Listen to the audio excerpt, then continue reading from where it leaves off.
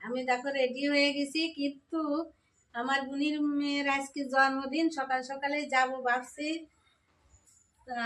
আমার nail polish করার কথাই মনে নাই, সব রেডি হয়ে বসেই রয়েছি, কিন্তু নেল পালিশ করার কথাটাই মনে নাই। বলো তো, মেয়েদের তো নেল পালিশটা করতেও ভালো লাগে, আর নেল পালিশে সাজার একটা জিনিস, তাই এখন আমি নেল পালিশটা করে বেরোবো। করেছি আমি এখন এই যে রাস্তার দিকে যাচ্ছি, স্টেশন বলে রওনা দিচ্ছি।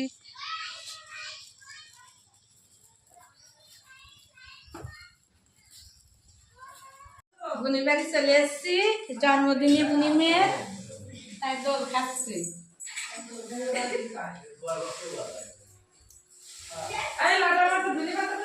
আমি যে বুনির বাড়ির জন্মদিন উপলক্ষে আসি, এই যে বোন লাটা মাছ ভাজি রাখেছিল, এই যে আমি লাটা মাছের ভাঙা রান্না করছি, হয়ে গেল। এখন একটু গরম মশলা দিয়ে দেবো। গরম মশলা দেওয়া হয়ে গেছে,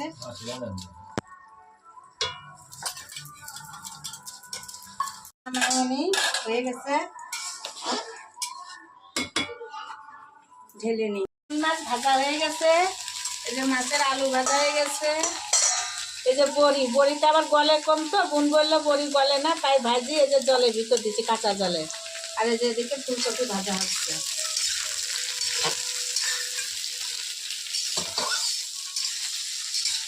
হয়ে গেছে আমার।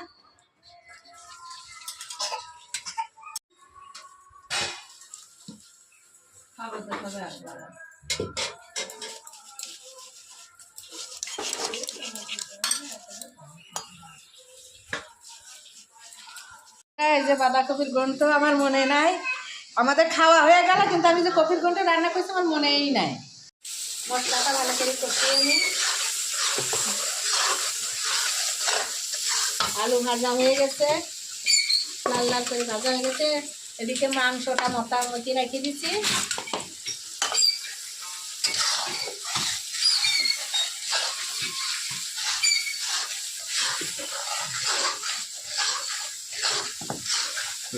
মাংস কষানো হয়ে গেছে, এখন জল দিয়ে দিচ্ছি।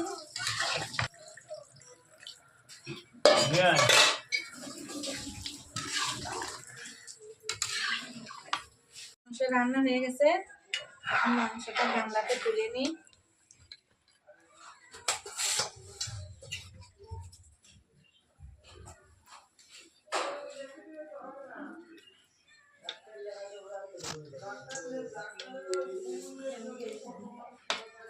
আর যে কড়াইতে তেল দেওয়া হয়ে গেছে, এখন লুচি ছাড়িয়ে দেবো।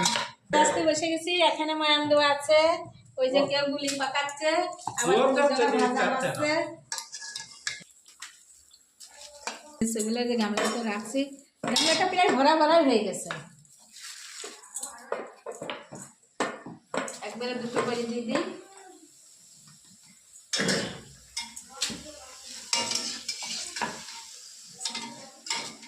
ভাত হয়ে গেছে, আবার এদিকে যে আমার ভেজ ডাল হয়ে গেছে, ডালটা এখন ঢেলে নেবো। তাই ভেজ ডাল, এই যে ফুলকপি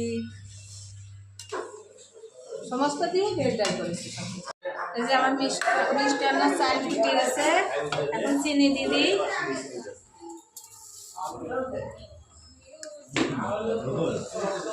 গোবিন্দভোগের চালের মিষ্টি আনি।